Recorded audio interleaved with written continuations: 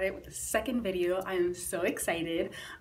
First of all, I just want to thank everyone that like reached out to me. Like, I got so much positive feedback and a lot of love for the last video, so I'm so grateful, and I'm just for everyone that, you know, reached out, and I got like paragraphs of just love and support. So I just want to thank everyone that did that, that liked, shared, commented, etc, etc. Thank you, thank you, thank you. Much appreciated.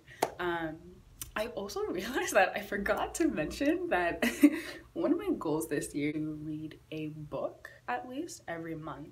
And so I would share that on this platform and review that. So I just wanted to say that's something that you should expect here.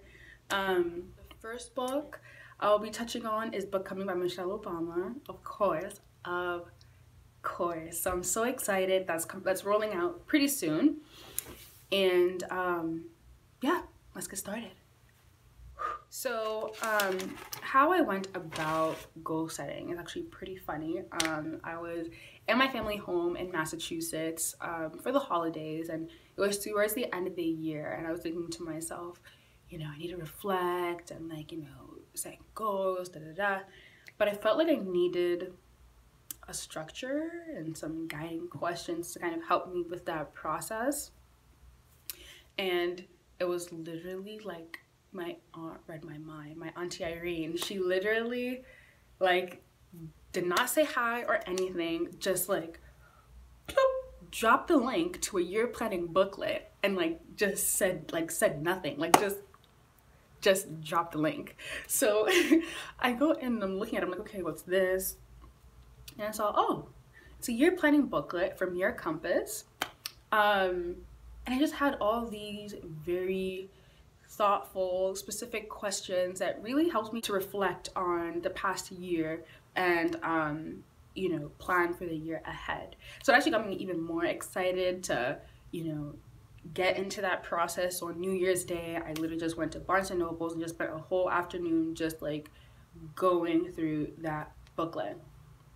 So, you know, they're very like thoughtful questions, like, you know, what surprised you the most, what were your biggest lessons, who did you influence, who influenced you the most, what do you need to let go of, what do you need to forgive, do you need to forgive yourself, do you need to forgive someone else, what did you accomplish, what did you not accomplish, you know. So I think those are great questions to get through. And, you know, in planning the year ahead, same thing in terms, but, you know, thinking more so like, what do you want? The year ahead section starts with dare to dream big. And I think the one thing that I would add to that is something that I saw Nancy Moy, who's a YouTuber, and she recommended having a wildest dreams list. Like, the kind of dreams that it's hard to get it out of your mouth because it's wild, you know what I mean? So all those dreams that scare you, write them down. Just bring them out. Allow them to exist in this world. So I would add that. And in thinking about the year ahead, there are different categories. I'll read them out. There's personal life and family, work, studies, profession, belongings, which is about like home and objects, relaxation, hobbies, creativity, health, fitness, friends, community, intellectual, emotional/spiritual, finances, and bucket list items. So I have goals for some of those categories, not all of them. And I don't think, I mean, you do what you want, you don't have to do all of them.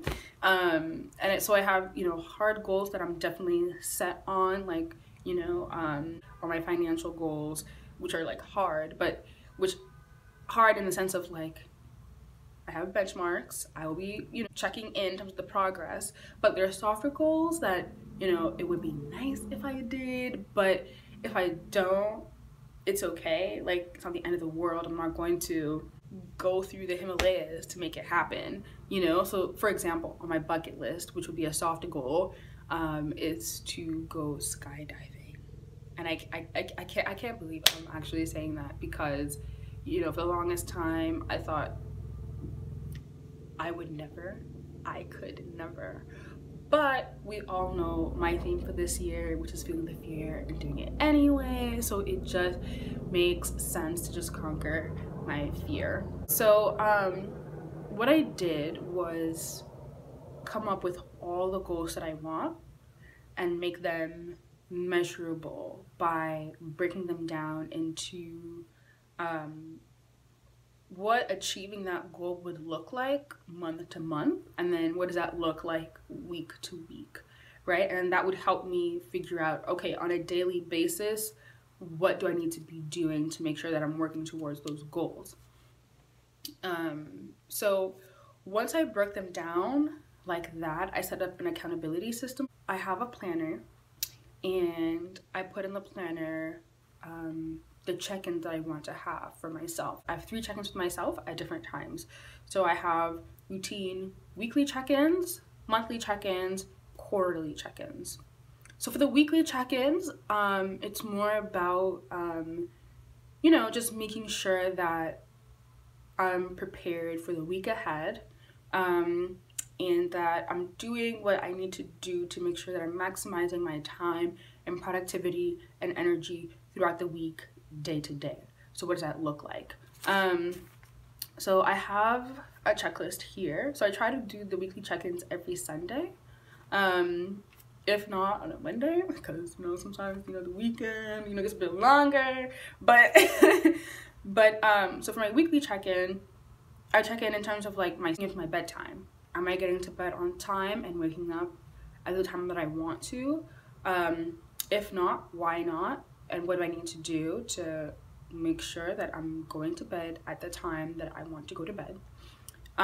Meal planning. So, you know, with meal planning, and the next one, outfit planning, you know, making so many small decisions just take up so much time and energy. Like it does. And it may not feel like a lot, but it is mental energy that your brain has to use, right? And so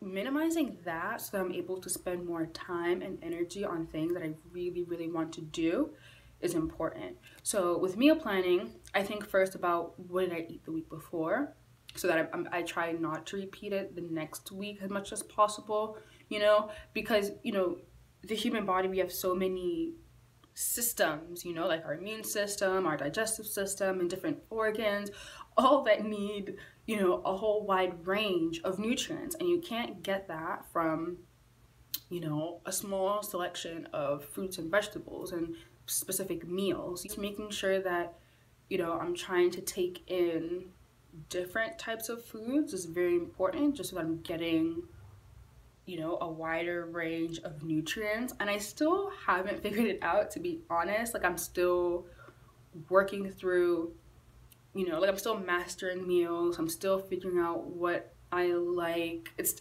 a journey. We're still on this journey. So I don't have it figured out, but we're working on it. It's a process. And then outfit planning, because just figuring out what's where in the morning is work. So, you know, making sure that on Sunday, I have outfits for the entire week in hangers. And usually when I do my laundry, I try to pick out as many work outfits as much as possible and have one outfit on one hanger. And it's kind of like the first couple of hangers when I walk into my closet. So just making sure that I have outfits for the week, so that when I'm getting ready for work, I'm just picking up a hanger and I'm good to go. It makes my morning routine so much more easier. It makes a difference. It really makes a difference.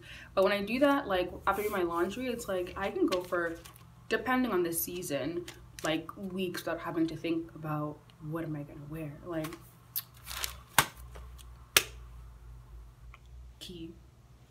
key. And then for my health fitness goals, I have yoga classes. So going to yoga classes 2 times a week. So did I go to yoga classes both times last week? Is there something that might interfere with my scheduling this upcoming week that would prevent me from going to my yoga classes? I need to think about that and, you know, move things around accordingly. Budget. So I estimate my expenses for that particular week, some discretionary spending in there, and then I'll have like my budget for the week. So, you know, checking in, did I, you know, stay within my budget last week? And then making sure that the following week, this is the amount that I'm spending, and try to adhere to that. Sometimes, you know, we go overboard. Sometimes, you know, we don't, you know, and we have a surplus week, and that's amazing. But, you know, just in my mind, like being cognizant of this week, we're doing only this amount. Yeah, that's helpful because yeah, this year I'm really trying to be responsible and disciplined. I mean, I've always been trying to do that, like since I started working, but nah, this year like I'm really trying to like be about it. So yeah, that's important to me. So that's my first check-in every week. Then I have a monthly check-in the last Saturday of each month, going to Starbucks and checking in on all my goals, right? So if, for example, for yoga classes, I'm supposed to go 2 times a week. So in a month, I should have gone 8 times. Did I go to yoga class 8 times that month? I need to check in about that. Did I upload a video every week in that particular month? So that should be 4 videos a month. I need to answer that question to myself. Did I, you know, so asking all those questions and checking in on, am I on track at this particular point in time to reach my eventual year-end goals? That's really what the monthly goal check-in is really about.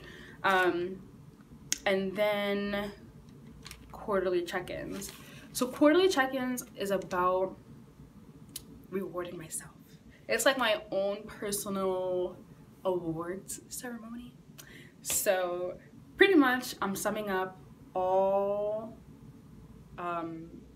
my goals, all the numbers, all the stats that I need to have to reach my goals, and just sit down and be like, all right, so what did I do? What did I not do? And why, you know, what were my obstacles? And actually that's something that I'm trying to incorporate into each check-in, is that if I didn't reach a particular goal, why is that? And what do I need to do moving forward to make sure that that doesn't happen again, right? So, yeah. So if I've reached all my goals on the quarterly check-in, I'm treating myself. So for quarter 1, I'm gonna treat myself to a spa, have a spa day. The second one, so it's just pretty much, I don't have to go into like how I'm gonna reward myself, but basically, I think it's important to have items that you've been wanting to do, but, or things you've been wanting to buy, but I don't wanna get something that's too expensive and then, you know, it brings me back on my financial goals.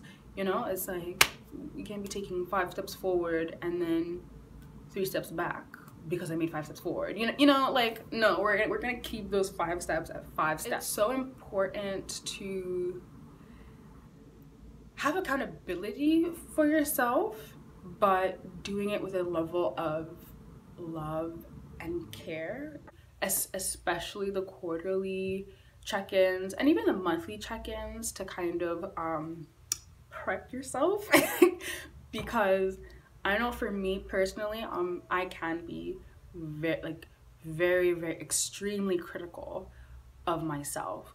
So if things didn't go as planned, I know like in my head, like I'm literally going to be like beating myself up. And I think that's problematic. I have to operate at a certain frequency, and I can't do that when I'm not kind to myself And I'm the first person that needs to be kind to myself, right? Because how I treat myself will translate into how others will end up treating me. And it's not to say that, like, you know, because you can treat yourself well and people will still come and try you, but you set a certain level of precedence for yourself.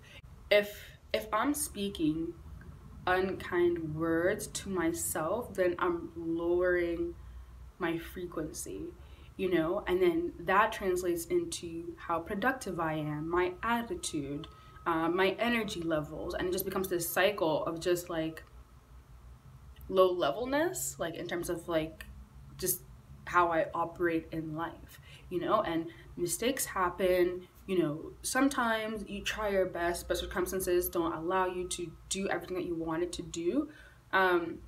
So just spending some time to affirm yourself, love yourself. For me, it's a date with Jesus. Remember, remembering that ultimately, at the end of the day, I'm a child of the Most High, and I'm still loved. So regardless, I'm good. You know what I mean? This is just like extra, you know? So yeah, so whatever you need to do to get your mind right and not, you know, be critical if things don't work out your way, I think is very, very important before getting into like looking at your numbers, looking at your stats, like, you know, how did you measure up? So that is my accountability system. I hope it was helpful. If you have any questions, if you have any tips on, you know, what you're doing for goal setting and for keeping yourself accountable that maybe I didn't mention, please let me know. And yeah, thanks for watching.